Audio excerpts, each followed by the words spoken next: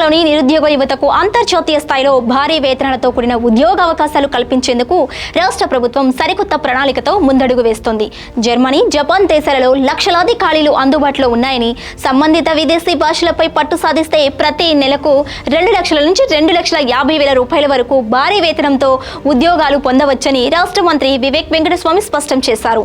ఇటీవల జరిపిన విదేశీ పర్యటనల వివరాలు మరియు గ్లోబల్ ఉద్యోగాల వ్యూహం పూర్తి సమాచారాన్ని ఈ వీడియోలో చాలా క్లియర్గా చూద్దాం.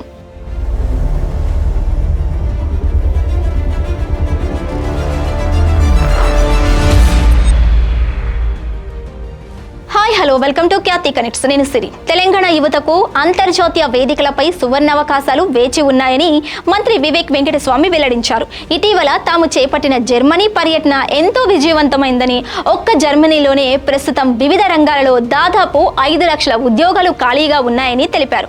అంతేకాకుండా మరిన్ని ఉద్యోగ అవకాశాలను పరిశీలించేందుకు ఈ నెల 23న తమ బృందం జపాన్లో పర్యటించబోతున్నట్లు స్పష్టం చేశారు. విదేశాలలో కొలువులు సాధించాలంటే సాంప్రదాయ విద్యతో పాటు సంబంధిత దేశాల భాషలు నేర్చుకోవటం అత్యంత కీలకమని మంత్రి సూచించారు. జర్మన్, జపనీస్ భాషలపై పట్టు సాధించే అభ్యర్థులకు నెలకు 2 లక్షల నుంచి 2,50,000 వరకు భారీ వేతనం లభిస్తుందని పేర్కొన్నారు. ఈ లెక్కన ఏడాదికి 25 లక్షల వరకు సంపాదించుకునే వెసులుబాటు ఉంటుందని తెలిపారు. జర్మనీ పోయినప్పుడు కూడా అక్కడ 5 లక్షల ఉద్యోగ అవకాశాలు ఉన్నాయి. తర్వాత జపాన్, ఇప్పుడు ఈ నెల 23వ తారీఖు నాడు మేము జపాన్ కూడా పోతున్నాము. అక్కడ ఉద్యోగ అవకాశాలు ఉన్నాయి. అంటే వీళ్ళందరికీ ఉద్యోగ అవకాశాలు ఉన్నప్పుడు మన పిల్లలు పోయి అక్కడ మంచిగా చదువుకున్న వాళ్ళు అక్కడ కూడా ఉద్యోగం చేసుకుంటే ఇక్కడ ఉన్న నిరుద్యోగం కూడా తక్కువ అవుతుంది. ఎందుకంటే ఎక్కువ మంది బయటికి పోయినప్పుడు ఇక్కడ కూడా మనకు ఉద్యోగాలు కల్పించడానికి టామ్కామ్ సంస్థ పనిచేస్తుంది. మేము ఏదైతే ఉద్యోగాలు జర్మనీలో, జపాన్లో కల్పిస్తున్నామో సుమారు 2,50,000 రూపాయల జీతం అన్నమాట. ఎవరైతే చక్కగా జర్మన్ లాంగ్వేజ్ నేర్చుకుంటారో, జపనీస్ లాంగ్వేజ్ నేర్చుకుంటారో వీళ్ళందరికీ 2 లక్షల పైన నెలకు ఉద్యోగం లభిస్తుందన్నమాట. మీరు సంవత్సరానికి 25 లక్షల రూపాయలు సంపాదన ఉంటుంది.